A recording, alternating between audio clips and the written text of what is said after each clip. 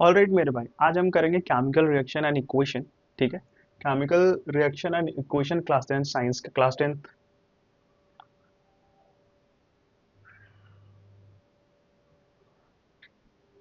Okay मेरे भाई, अब हम करेंगे class science class 10 chemical reaction and equation chapter number 1। ठीक है, तो सबसे पहले हम इसके बेसिक समझ लेते हैं। ठीक है, ये शॉर्ट वीडियो होने वाली है, तो इसमें आपको फुल डिटेल वीडियो होगी, एक ही वीडियो में आपको सब कुछ मिलने वाला है। ठीक है, तो अभी हम आज डिस्कस करेंगे केमिकल रिएक्शन एंड इक्वेशन के बारे में। अब थोड़ा सा हम इसके बारे में बेसिक समझ लेते हैं कि what is chemical reaction and ये होता क्या है। जैसा कि आपको पता है, आपने क्लास 10th में पढ़ा होगा physical changes and chemical changes. ठीक है, आपको पता भी होगा कि फिजिकल फिजिकल चेंजेस होता है क्या है, केमिकल चेंजेस क्या होता है। ठीक है, कभी भी केमिकल रिएक्शन होता है जिसमें कुछ टाइम लगता है, और फिजिकल चेंजेस सडनली कोई चीज टूट जाए, जैसे मान लो कि ये उसका शेप और साइज चेंज हो जाए। जैसे मान लो ग्लास गिरा और टूट गया, वो हुआ फिजिकल चेंजेस। ठीक है, समझ में आई बात। फिजिकल चेंजेस मतलब अगर मान लो कि मैं गिलास गिरा दूं, कांच की गिलास गिरा दूं, तो वो टूट जाता है। ठीक है, तो उसका शेप और साइज अचानक बदल जाता है। ठीक है, और लेकिन केमिकल चेंजेस में क्या होता है कि थोड़ा टाइम लगता है, ये स्लो प्रोसेस होता है, और इसमें कम से कम 2 से 3 घंटे का टाइम लगता है। जैसे अगर आप एग्जांपल देखोगे तो यहाँ पे फूड इज कुक्ड। ठीक है, फूड इज कुक्ड, और दूसरा हमारा आयरन तवा और a pan is left expose to the humid atmosphere. जब इसको आप बाहर छोड़ देते हो, तो ऐसा नहीं है कि आप एक दिन के लिए छोड़ देते हो तो तुरंत जंग लग जाना है। आप महीने 2 महीने के लिए जब उसको आप अगर धूप बाहर छोड़ देते हो, ह्यूमाइड एटमॉस्फेयर में अगर छोड़ देते हो, तो वहाँ पे जंग लग जाता है। ठीक है, दूसरा अगर देखें हम, food get digested in our body. इसमें भी केमिकल रिएक्शन होता है। इसमें क्या होता है, जैसे आप खाना खाया, तो ऐसा नहीं कि खाना खाते ही डाइजेस्ट हो जाता है, उसमें ओवरनाइट, फुल ओवरनाइट लग जाता है, जैसे 6 आवर 10 आवर लग जाता है कभी कभी। ठीक है, तो इसे फूड गेट डाइजेस्टेड। ठीक है, एंड वी रिस्पायर, हम जो सांस लेते हैं उसमें भी क्या होता है, केमिकल रिएक्शन होता है। ऐसे आपके साथ आपके आसपास बहुत सारी ऐसी चीजें होती हैं जिसमें केमिकल रिएक्शन होता है। ठीक है, तो हम यहाँ पे डिस्कस करेंगे। अच्छा, केमिकल रिएक्शन होता है तो क्या क्या बदलाव होता है। जैसे केमिकल रिएक्शन, आप कैसे पता लगाओगे कि अगर कोई भी चीज है तो उसमें केमिकल रिएक्शन हुआ है। जैसे आप खाने को रख क्या करो, कुछ दिन के लिए ऐसे ही छोड़ दो।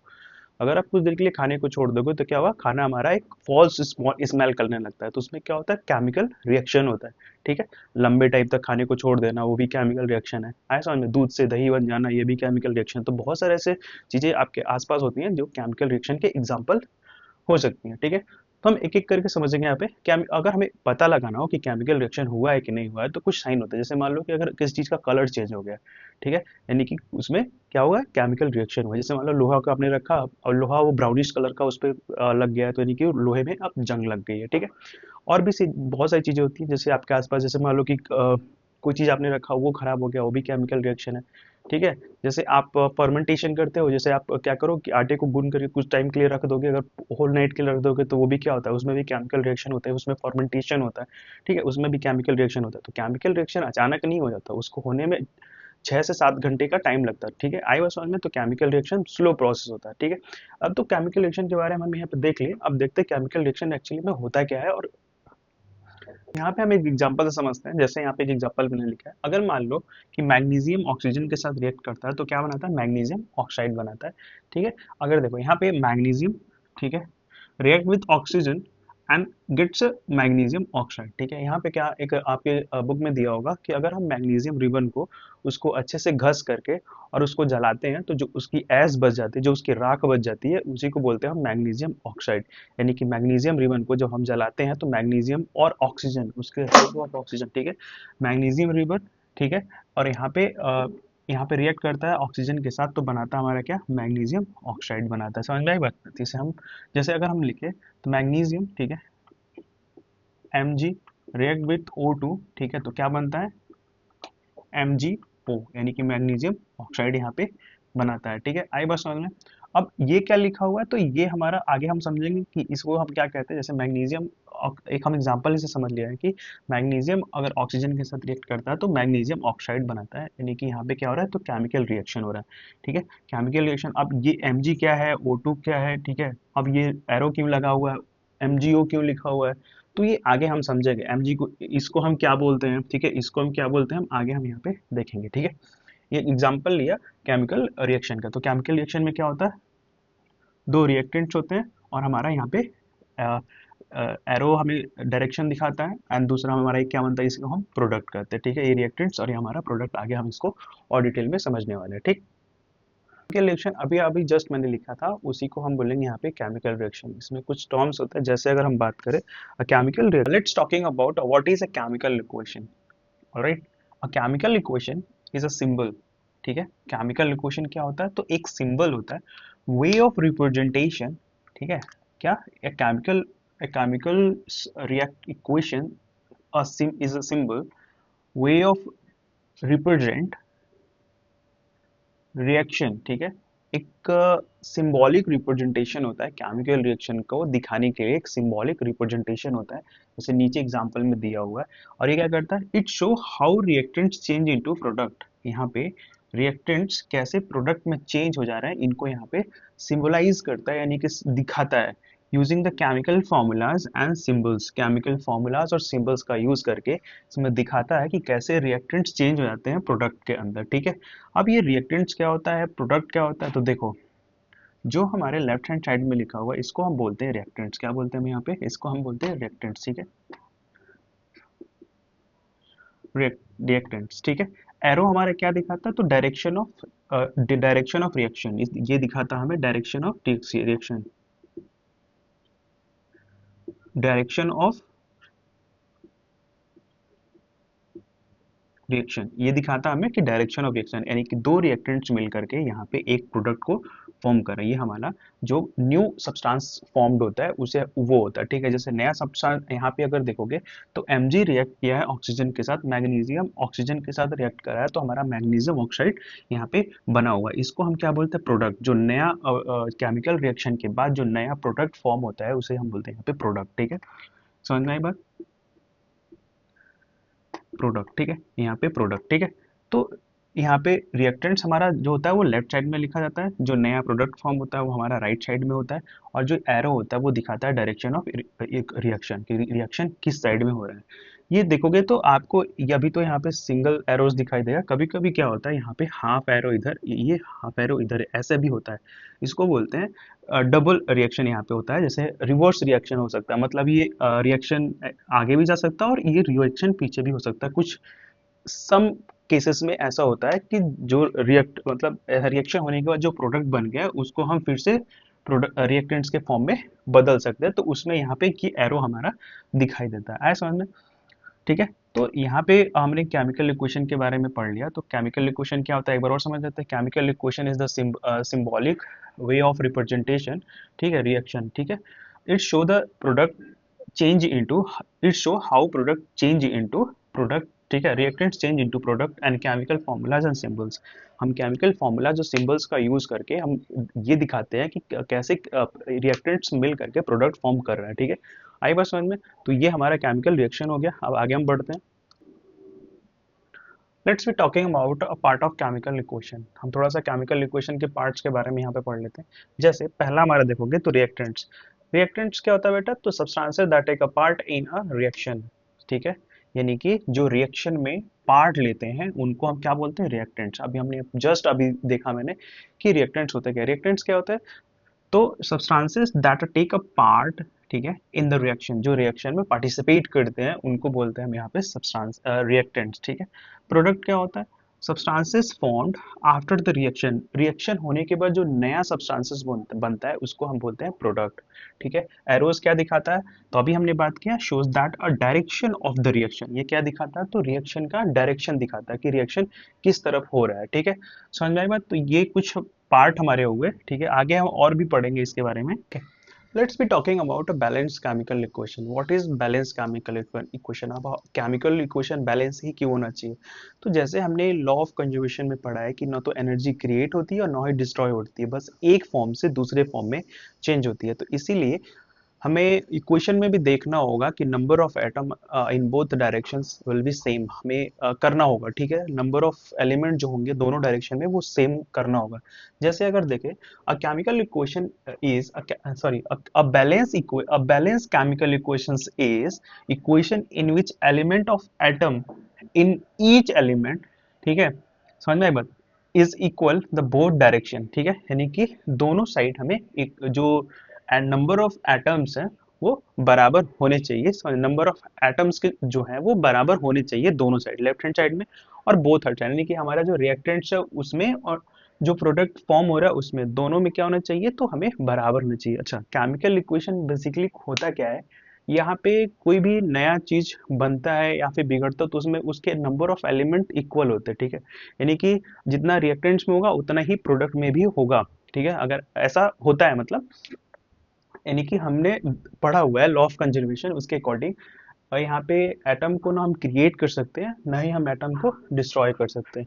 यहाँ में केमिकल इक्वेशन में एटम क्रिएट बनता और खत्म नहीं होता है, यहाँ पे सिंपल बॉन्ड एक्सचेंज होता है, ठीक है। उनकी बीच की जो बॉन्डिंग बॉन्डिंग होती है वो बस एक्सचेंज होती है, एलिमेंट एक्सचेंज नहीं होते। मतलब एलिमेंट हटते और बनते और खत्म नहीं होते, इनके बस बॉन्डिंग चेंज होती है केमिकल रिएक्शन में, ठीक है।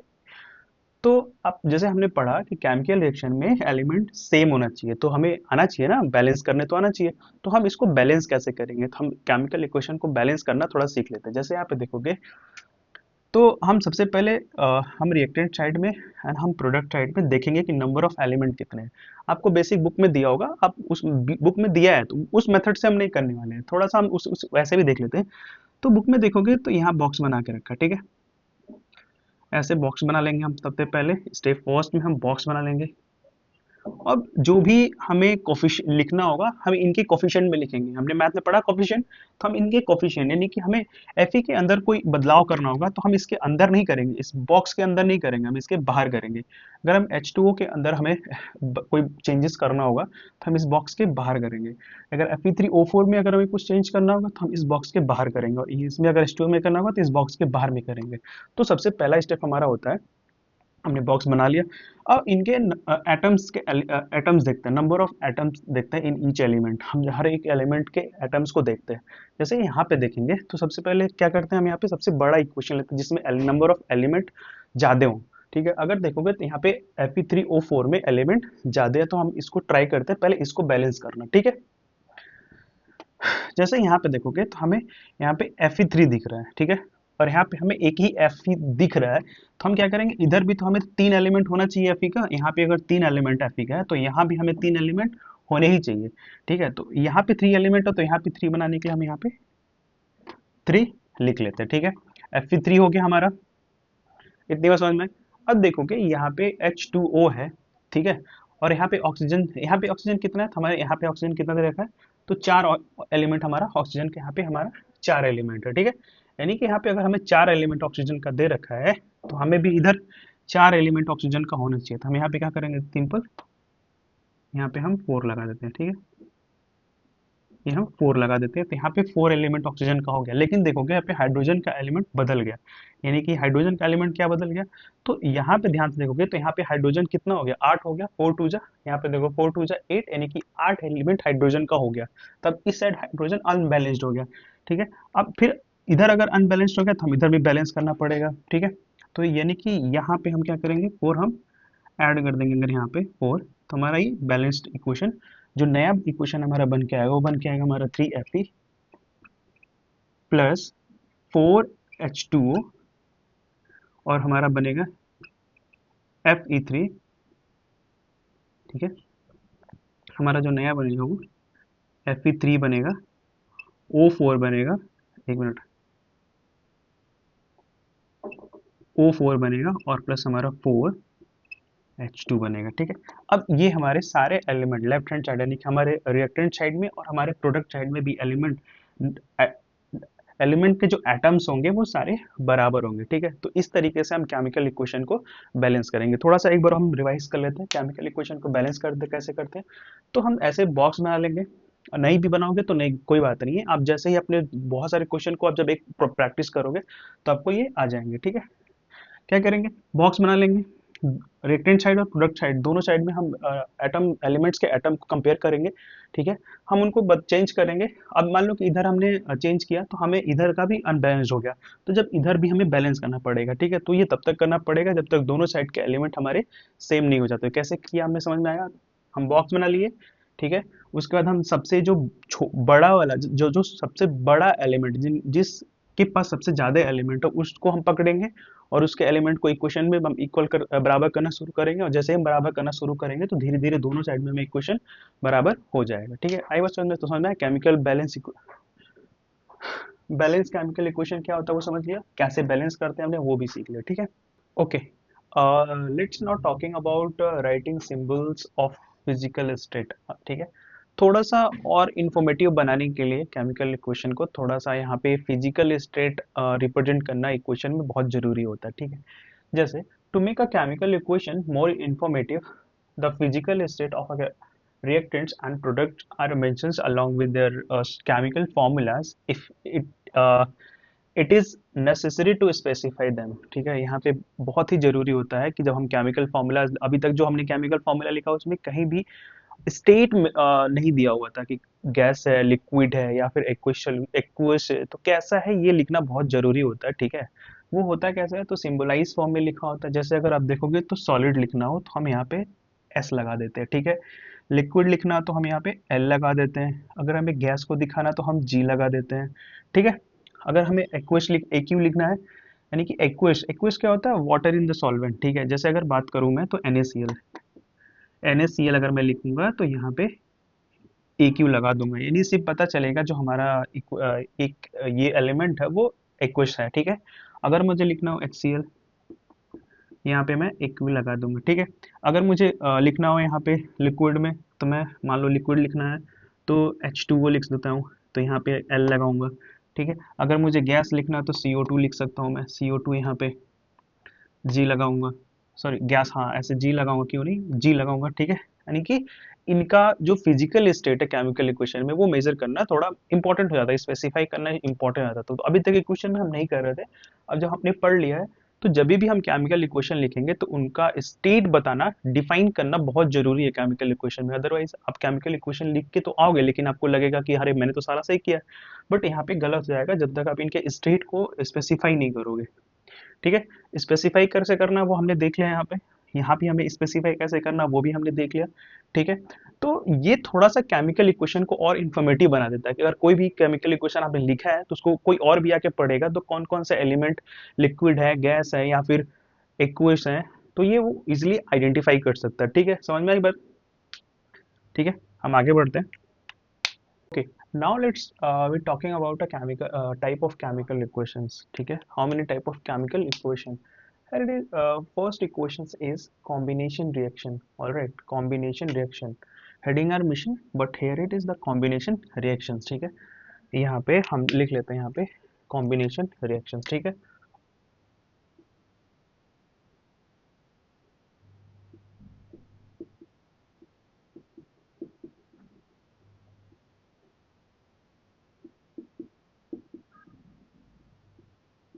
Our first equation is combination reaction. Then, what is combination reaction? A reaction in which two or more substances combine to form a single product is called a combination reaction. ऐसे reaction जिसमें दो ऐसे product, sorry एक देखो दो, ठीक है, दो रिएक्टेंट्स कंबाइन होकर के एक सिंगल प्रोडक्ट फॉर्म करते हैं, उसे बोलते हैं कॉम्बिनेशन रिएक्शन। बिल्कुल आसान, यानी कि reactions in which two or more substances combine to form a single product is called a combination reaction।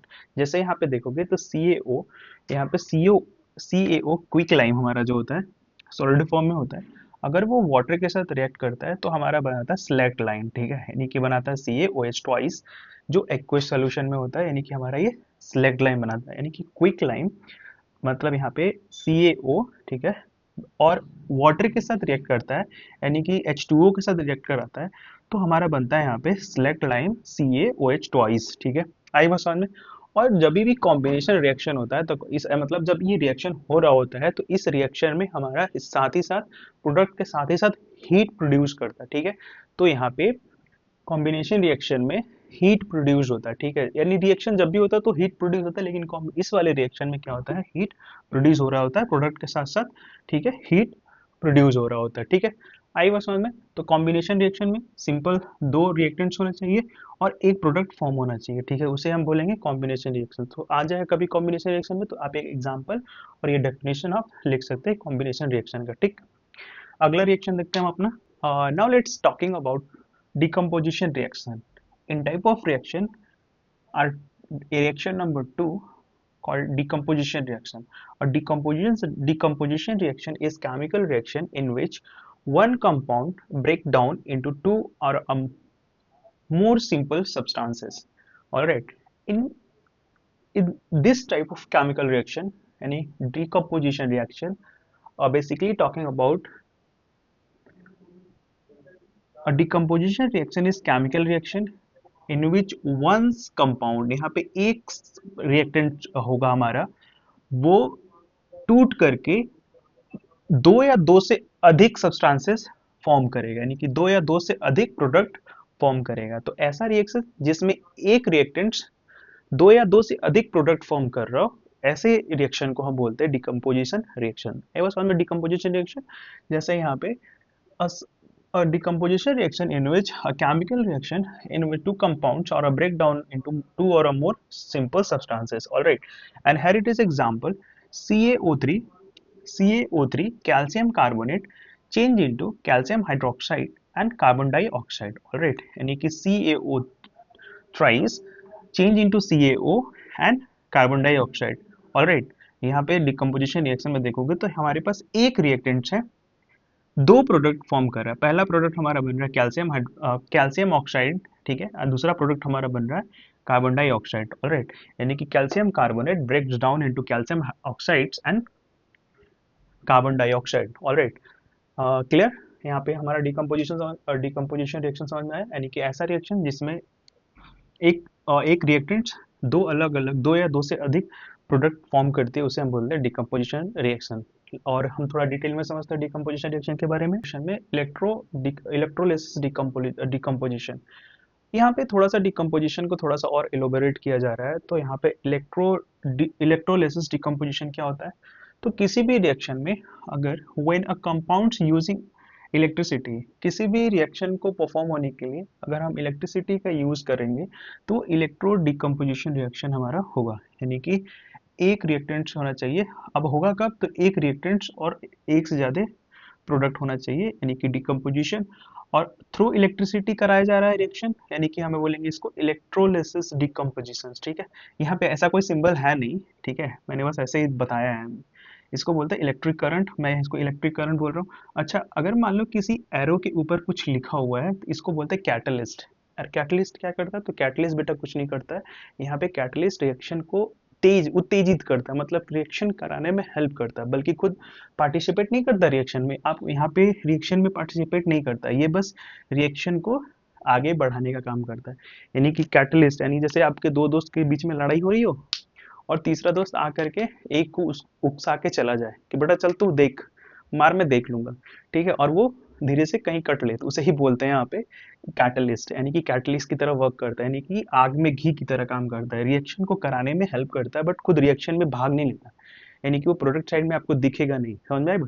तो इसको हम बोलते हैं कैटलिस्ट, यानी यहाँ पे जो कैटलिस्ट का काम कर रहा है वो कौन कर रहा है? यहाँ पे इलेक्ट्रिक करंट कर रहा है, ठीक है, यानी कि रिएक्शन को फास्ट करने में हेल्प कर रहा है। ठीक, वो कहाँ लिखा जाता है? तो वो एरो के ऊपर लिखा जाता है, और ये रिएक्शन कराने में पार्टिसिपेट करते हैं, बट प्रोडक्ट साइड में आपको दिखेंगे नहीं, ये प्रोडक्ट साइड में आते नहीं है, ठीक है, बस हेल्प करते हैं रिएक्शन को उत्तेजित करने, फास्ट करने में। ठीक है, समझ में आया कैटलिस्ट, यानी कि इलेक्ट्रोलिसिस डिकम्पोजिशन समझ में आया?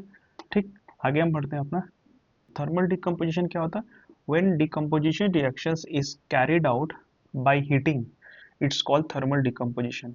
ऐसे रिएक्शन जिसको कराने में हम हीट का हेल्प ले, उसे बोलते हैं थर्मल डिकम्पोजिशन रिएक्शन। इसमें जैसे कैल्शियम कार्बोनेट को अगर हमें कैल्शियम ऑक्साइड और कार्बन डाइऑक्साइड में बदलना होता है तो हम यहाँ पे हीट जब देते हैं तो ये रिएक्शन परफॉर्म होता है। ऐसे रिएक्शन जिसमें हीट कैटलिस्ट की तरह वर्क करे उसे हम बोलते हैं थर्मल डिकम्पोजिशन रिएक्शन। ठीक, आई बात समझ में? फोटोकेमिकल डिकम्पोजिशन, फोटोकेमिकल डिकम्पोजिशन में क्या आता है? When decomposition in the presence of sunlight, ठीक है, प्रेजेंस ऑफ सनलाइट, यहाँ पे हम कैटलिस्ट की तरफ पे सनलाइट वर्क करेगा, यानी कि उसे हम बोलेंगे photochemical decomposition.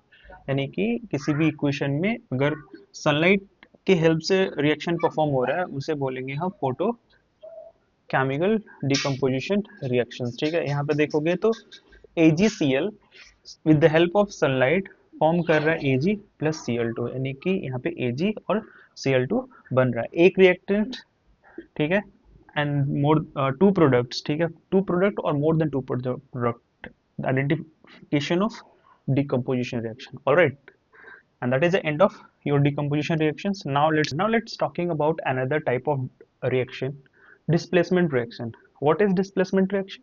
Displacement reaction, basically a displacement reaction in the chemical reaction in which a more reactive element displace less reactive element from the compounds.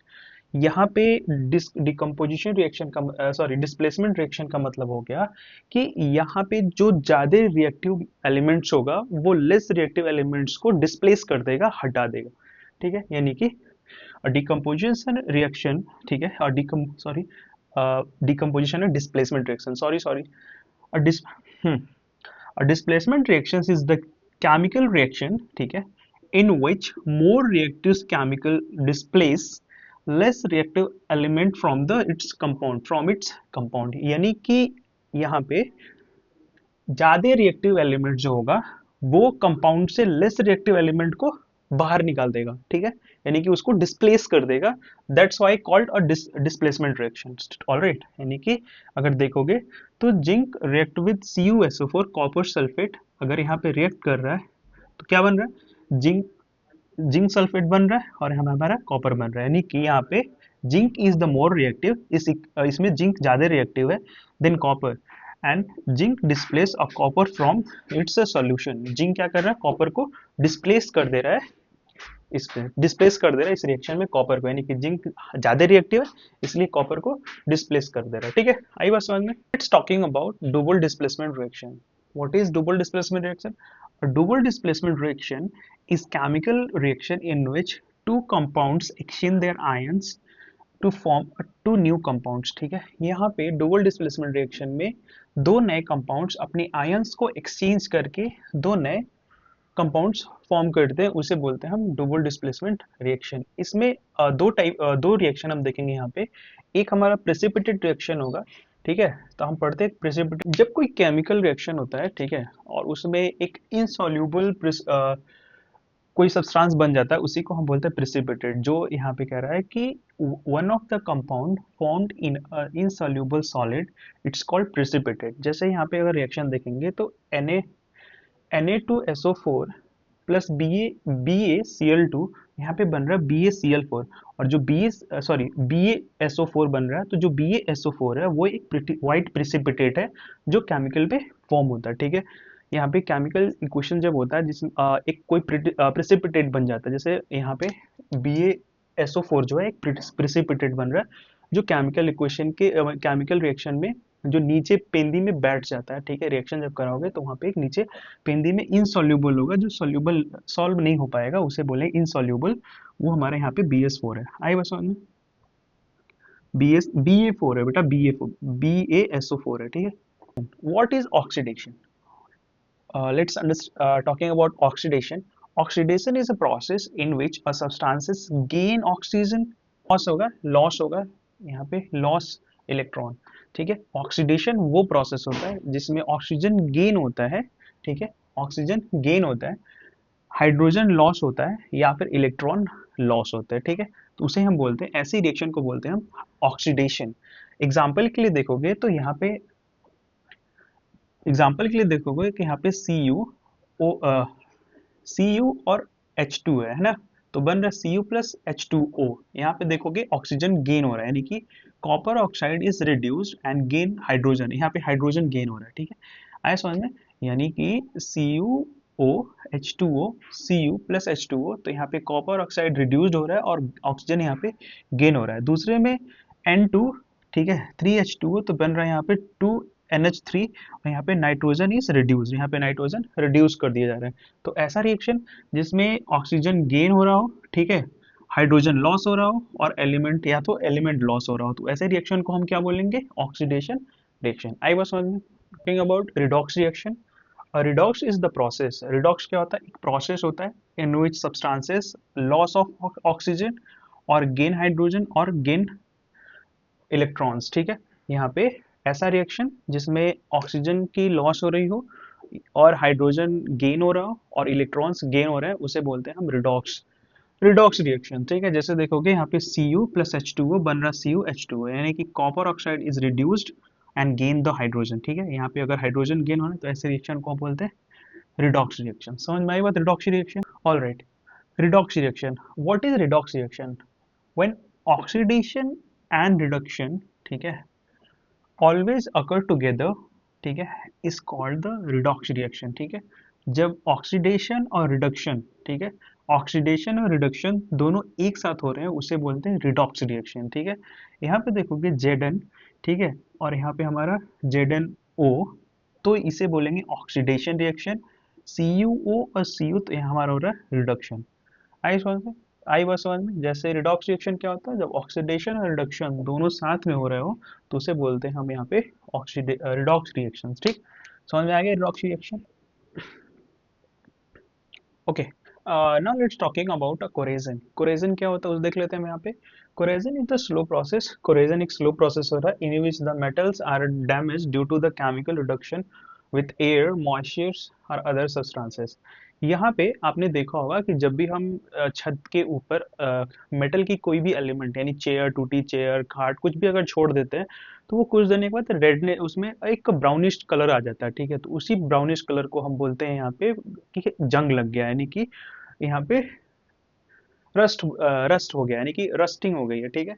तो उसी को हम बोलते हैं कोरेजन। जब भी क्या कह रहे हैं, कोरेजन एक स्लो प्रोसेस होता है और ऐसा नहीं है कि एक दो दिन में हो जाएगा, उसको अगर हम 3-4 दिन के बाद रख 3-4 दिन या फिर कुछ दिन तक रख देने के बाद मेटल पे एक ब्राउनिश कलर आ जाता है जिसको हम बोलते हैं आयरन रस्टिंग, ठीक है, और इसी को बोलते हैं corrosion. Corrosion is slow process, ठीक है, which metals are damage due to the chemical reactions with air moisture and other substances, ठीक है, जैसे यहाँ पे Fe react with oxygen and पानी यानी हाइड्रोजन, हम उसके रिएक्ट करेगा तो क्या बनेगा, FeO3 एंड H2O बनेगा, ठीक है। आई बस में, यानी कि हमारा ये एक तरह से रस्टिंग का फॉर्मूला भी हो गया, ठीक है।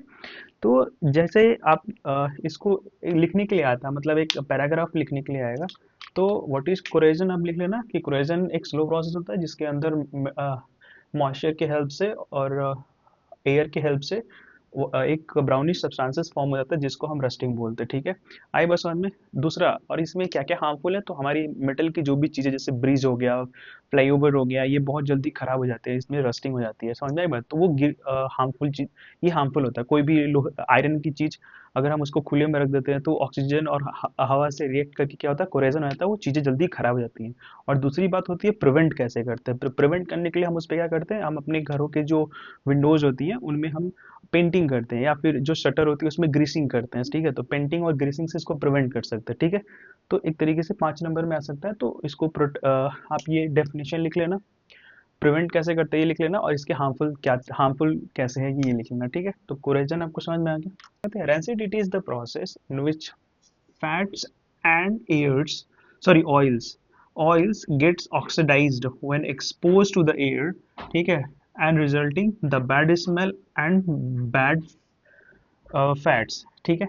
यहाँ पे ये कह रहा है रेंसिडिटी अगर हम समझे तो जैसे हम किसी भी खाने, मतलब खाने को अगर हम रख देते हैं तो उसमें जो फैट्स होते हैं, ठीक है, वो मॉइस्चर यानी कि एटमॉस्फेयर से मॉइस्चर लेकर के और वो खराब हो जाते हैं, ठीक है, फर्मेंटेड या खराब हो जाते हैं, जिससे क्या होता है हमारे यहाँ पे ऑक्सीडाइज हो जाते हैं, जिससे हमारा खाने से एक गंदा स्मेल आ रहा होता है, ठीक है, आई बात समझ में, और वो खाना खराब हो जाता है और बहुत गंदा फॉल्स स्मेल आ रहा होता है, ठीक है।